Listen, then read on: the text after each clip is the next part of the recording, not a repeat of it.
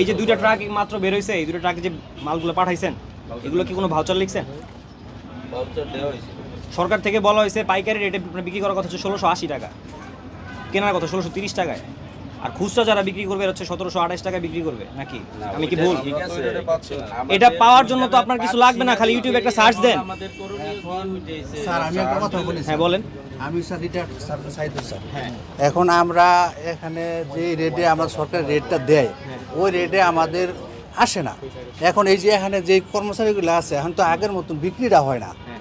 এখন যে অনেক দূরেতে এই ইয়ে থেকে এই কোনো খুলনা থেকে আসে না, ব্যয়বারটা বাইরে যায়, এই কারণে আমরা কিছু বাড়ায় বিক্রি করি স্যার। এটা তো এখন অসত্য কিছু না।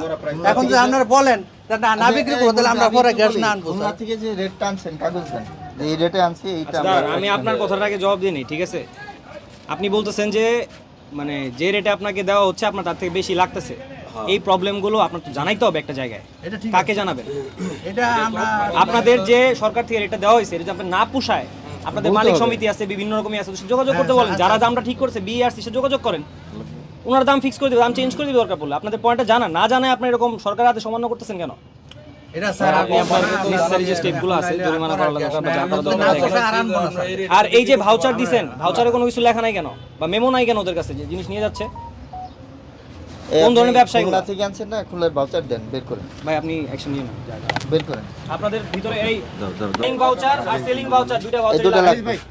এরা গত এক সপ্তাহে যতগুলো সেল করছে বা 2 তারিখের পর থেকে এখন পর্যন্ত এগুলো ভাউচার কালেক্ট করো কুইক।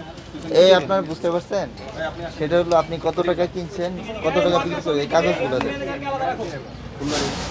সহজ জিনিস, বের করেন দ্রুত।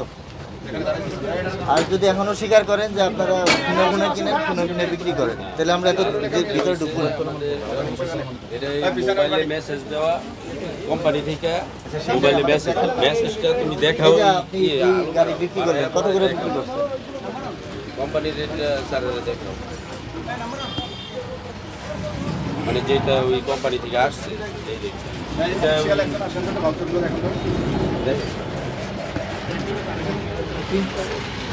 এইভাবে কেউ বিক্রি করে, আর ওই যে ওদের যে বিক্রি করলেন কি দিয়ে বিক্রি করছেন ওই কাগজগুলো দেন।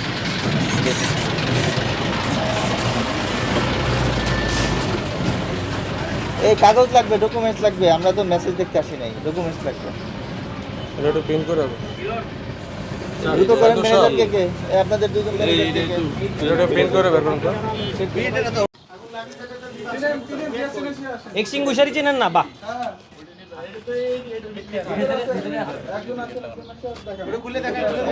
খোলেন খোলেন, গেট খোলেন তাড়াতাড়ি তাড়াতাড়ি। কার জন্য ওয়েট করতেছেন? কার কাছে আছে চাবি? সামনে আসেন, যান। এই নিয়ে যাও তো, চাবি নিয়ে আসো। আজকে সকল স্যার আসবে এখানে, সমস্যা নাই।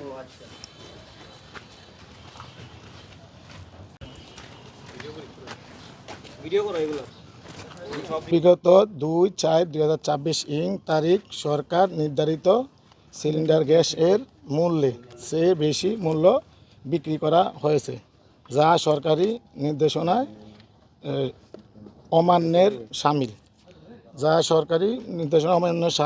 পরবর্তীতে অর্থ প্রতিষ্ঠানের লাইসেন্সের সকল শর্তাদি পালন করা এবং সরকারি নির্ধারিত মূল্যে সকল মূল্য বিক্রি করা হবে।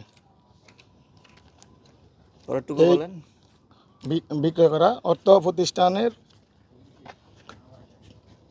বাদ থাকিবে। এই ভুলের জন্য অর্থ প্রতিষ্ঠানের ক্ষমা প্রার্থী। হলো যে আমরা ওই যে অত্যাবশ্যকীয় পণ্য আইন 1956 3 ধারায় বলা আছে যে গভর্নমেন্ট নির্ধারিত মজুদের থেকে কেউ যদি বেশি মজুদ করে থাকে, নির্ধারিত একটা তালিকা আছে এই পণ্যগুলোর, সে এটা আইন ভঙ্গের শামিল। এবং 6 ধারাতে বলা আছে অর্থদণ্ডের পরিমাণ, সেই অনুযায়ী ওনাকে আমরা ওই 1956 অত্যাবশ্যকীয় পণ্য আইন 3 ধারা ভঙ্গে 6 ধারায় আমরা 4 লক্ষ টাকা জরিমানা করেছি এবং একটা মুসলেখা দিয়েছে, আপনারা দেখেছেন। আগামীকাল থেকে সরকার নির্ধারিত যে মূল্য এবং লাইসেন্সের যে শর্ত, সে শর্ত মেনে চলবে। আমার অনুরোধ হলো যে আপনারা ওইটা অবজার্ভ করবেন। ধন্যবাদ। আর এখন তো দুইটা প্রতিষ্ঠান ছিল, টোটাল আরেকটা প্রতিষ্ঠানকে তো করছিল। হ্যাঁ, ধরুন এখন প্রথম যেটা এটা বললাম, বললাম। হ্যাঁ হ্যাঁ, আরেকটা যেটা করছিল। ওটা কি বলবো না পরে বলবো? না, না, এখন আচ্ছা, বলে দাও। আমরা এর আগেও আপনারা দেখেছেন এটা জননী এন্টারপ্রাইজ নামে একটা আমরা ওই যে কি বিএডিসি রুটে ইয়ে করেছিলাম, ওখানে তার লাইসেন্স বা আপনারা দেখেছেন অত্যাধিক মূল্য বিক্রি করায় ভুক্ত অধিকার আইন 2010-এর 40 ধারায় আমরা 50,000 টাকা জরিমানা করেছি এবং তারাও আপনাদের সামনে একটি মুচলেখা দিয়েছে। আগামী কাল থেকে তারা সরকার নির্ধারিত যে মূল্য, মানে গত 2রা এপ্রিল সরকার যে মূল্য নির্ধারণ করেছেন সেই মূল্যেই তারা পণ্য তাদের যে সিলিন্ডার আছে সেগুলো বিক্রি করবে।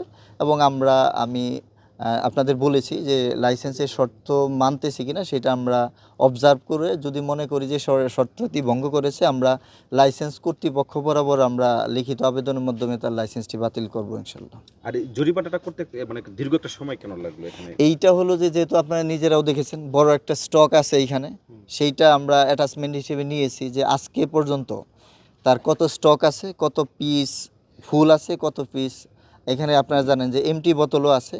এইটা আমরা মিলাইতে একটু টাইম লাগছে, সেটা আপনারা দেখতে পারবেন যে কত আছে, আপনারাই বলেছেন সেটা। আসলে এই ধরনের যারা মজুত করতেছে তাদের বিরুদ্ধে আপনাদের এই অভিযানগুলো চলমান থাকবে কিনা? এই অভিযানগুলো আপনারা জানেন, আপনারাই তথ্য দেন, চলমান আছে এবং ইতিমধ্যে আপনারা কয়েকটি অভিযান দেখেছেনও। আগামীতেও আমাদের এই এনআইজি ক্রাইসিস চলতেছে জানেন, সরকার এর অর্ডার মতে আমরা সাধ্যমতো চেষ্টা করছি, সামনেও এইটা ইনশাল্লাহ জেলা প্রশাসন গাজীপুরের এই অভিযান চলমান থাকবে। এই অভিযান চলাকালে কোনো প্রকার চাপ অনুভব করেছেন বা কেউ? না, আমাদের কোনো প্রকার চাপ অনুভব করি নাই, বাট আমাদের একটা জিনিস মাথায় রাখতে হবে, এখন আমাদের দেশে জ্বালানি সংকট চলতেছে। আমরা নিজেরাও এরকম কোনো সংকট তৈরি করতে চাই না যেটা আগামীতে আমাদের গাজীপুরকে মানে এফেক্ট করতে পারে বা কোনো সাপ্লাই চেনে কোনো সমস্যা হইতে পারে, সেটা আমাদের মাথায় আছে। সেটা আমাদের জেলা প্রশাসক স্যারের বক্তব্য, যেন এরকম আমরা নিজেরা কোনো সংকট তৈরি না করে আগামী দিনে যেন জ্বালানি সাপ্লাই বলেন বা সাপ্লাই চেনে যেন আমরা কোনো ক্ষতিগ্রস্ত না করি। ডিসি স্যারের এরকম একটা নির্দেশনা ছিল। জননী এন্টারপ্রাইজকে তো অনেক কম টাকা জরিমানা করা হয়েছে, এতে তো আসলে যে ঝুঁকিপূর্ণ অবস্থা ছিল এতে অনেক কম টাকা হয়ে গেল না? আমি কিন্তু ইতিমধ্যে বলেছি জননী এন্টারপ্রাইজের যে লাইসেন্স সেটা আমরা নিরীক্ষা করে যদি মনে করি, আপনাদের অলরেডি বলেছি, সেটা লাইসেন্স কর্তৃপক্ষ বরাবর, আপনারা জানেন এক্সিকিউটিভ ম্যাজিস্ট্রেটের একটা পাওয়ার আছে, সেটা আমরা লাইসেন্স কর্তৃপক্ষকে লিখিত আকারে জানালে ওনারা তাদের লাইসেন্সটি স্থগিত করবে, সেটা আমি করব, এটা আমি অলরেডি আপনাদের জানিয়েছি। দৈনন্দিন মনিটরিং না করার পিছনে আসলে কি কারণ? দৈনন্দিন মনিটরিং আসলে আপনারা জানেন যে গাজীপুর একটি বৃহৎ জেলা, তারপরে এইখানে এইটা আমাদের ছাড়াও ফায়ার সার্ভিস, ভুক্ত অধিকার অধিদপ্তর, বিস্ফোরক অধিদপ্তরে আপনারা জানেন এটার কনসার্ন অথরিটি, এর পাশাপাশি আমরা যতটুকু আমাদের লজিস্টিক সাপোর্ট বলেন, লোকবল সাপোর্ট বলেন, সেটা আমরা চেষ্টা করি। তারপরে আপনারা প্রতিনিয়ত আমাদের জানান, সেই অনুযায়ী আমরা চেষ্টা করি। ধন্যবাদ। আমরা একটু পরে এখানে তো ওই আগের মজুদ ছিল, সরকার নির্ধারণ করেছে 2 তারিখে, কিন্তু আগে আচ্ছা চলেন পরেরটাই যাই, ওটা আমি বসে আছি পরে নির্ধারিত মূল্য বিক্রি করবে নাকি বর্তমান যে মূল্য দিয়েছে সরকার সেই মূল্যে না, বিক্রি করবে? সরকার নির্ধারিত মূল্য বিক্রি করবে, এটা আগের মজুদ, এগুলো তো আগের মজুদ। তার না, আপনি 2রা এপ্রিল যখন সরকার মূল্য নির্ধারণ করে দিবে সেটা